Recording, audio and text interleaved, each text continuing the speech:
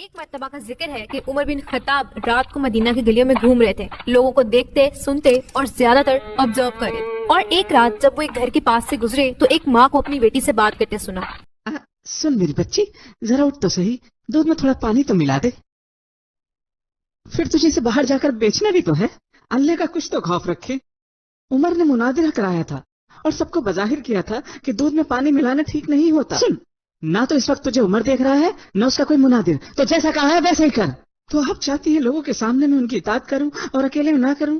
روزی حلال ہے مگر کم ہے، تو حرام کی کمائی سے کہیں بہتر ہوگی۔ اگر عمر ہمیں نہیں دیکھ رہے تو اللہ تو ہمیں۔ ماں بیٹی سے کہہ رہی تھی دودھ میں پانی ملاؤ تاکہ ہم زیادہ لوگوں کو بیچ سکیں، اور اپنی ماں کی اس بات پر اس بیٹی نے جواب دیا کہ امیر المومنین نے دودھ میں پانی ملانے سے منع فرمایا ہے، جس پر اس کی ماں نے کہا کہ کوئی بات نہیں، عمر بن خطاب ہمیں یہاں دیکھنے نہیں آئیں گے۔